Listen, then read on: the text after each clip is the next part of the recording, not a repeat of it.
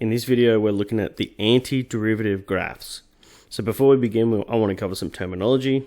So an antiderivative is a function whose derivative was the original, essentially. So we've given a differentiated function, and its antiderivative is what came before the differentiation occurred. So this could be called the primitive or the integral function. So anti-differentiation is the process of finding the original function given its derivative. So it's the opposite of differentiation. So the process of finding the original function is called, like I said, anti-differentiation, and the original function that we're finding is the antiderivative function. So when you sketch an antiderivative graph, it's important to understand that sometimes we are not given enough information to sketch one single graph.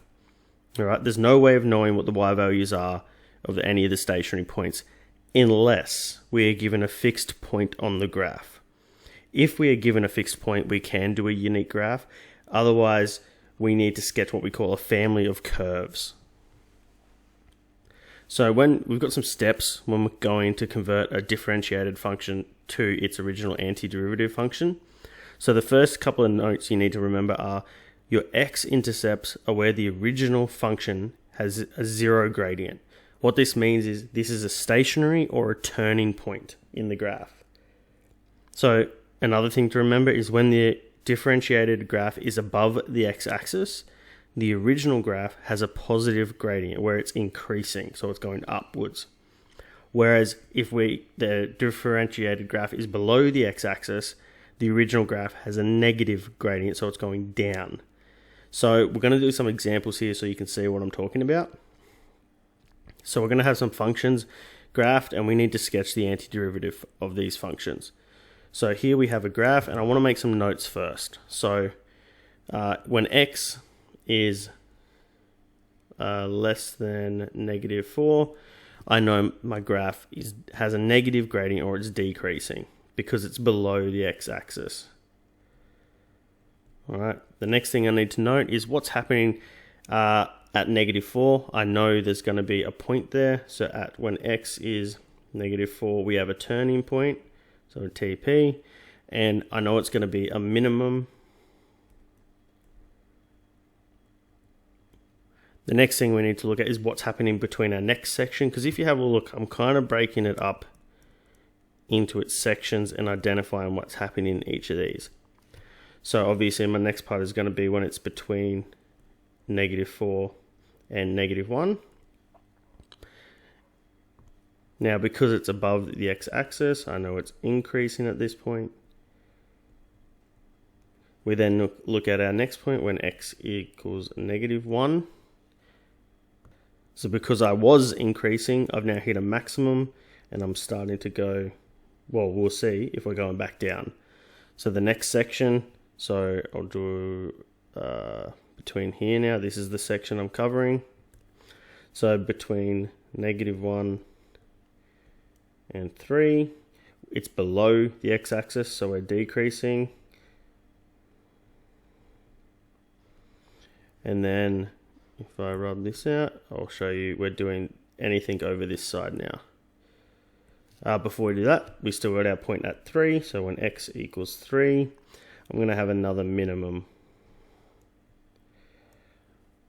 And then we go back up. So when x is greater than 3, we have a maximum. Increasing. Alright, I've got all that. And the other thing I know is that it passes through 0, 3 over here. Okay? So knowing all this information, I know I've got a point up here. Now, I know I'm decreasing when x is before -4. So over here, I'm going down because I'm decreasing my gradient. I know there's a minimum at -4 before we start to increase again until we get to -1. So we're going down. We start going back up till we hit let me go a little higher there. Up here, right? That's our maximum. We start going back down again. I know I'm crossing through my 0, 3 point there, and I'm going back down to here before going back up again. So if I color code some of this, this point here, I'm decreasing, which is true. Our graph is going down. Then I've got my minimum point, which is down here. It is a minimum, and then we start to go back up again. So if I do this in orange, we're increasing again, which makes sense. Don't have any other colors. We have our maximum at our purple. We then start to decrease again, which makes sense, till we get to 3, where we have another minimum before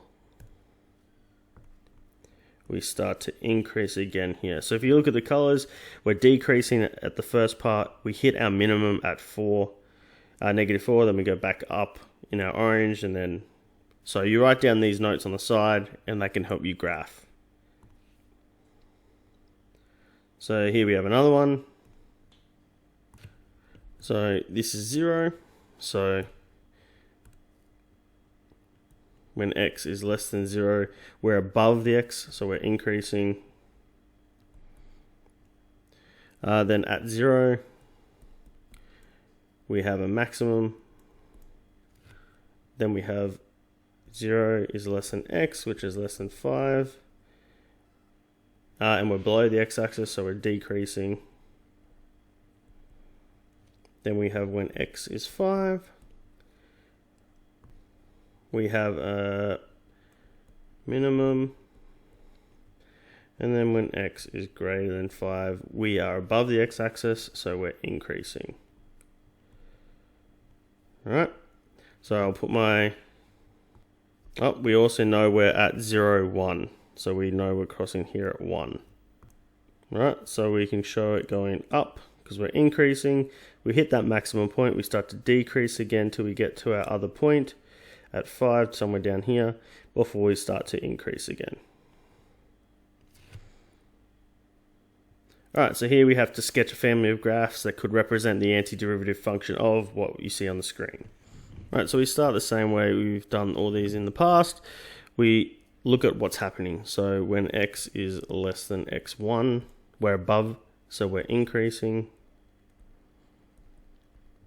We then have a point at x1, so when x equals x1, because we're going through and we're continuing, we know that's going to be a maximum. Then we have between x1 and our next point at 0, and we know we're below, so we're decreasing at this point. We then know we have a point at 0, because remember, this is a point, it's still crossing the x-axis. Even though there's no value there, it still is a point. That's a minimum, because we're going up through it. We then have 0 is less than x, which is less than x2. And because we're above, we're increasing again.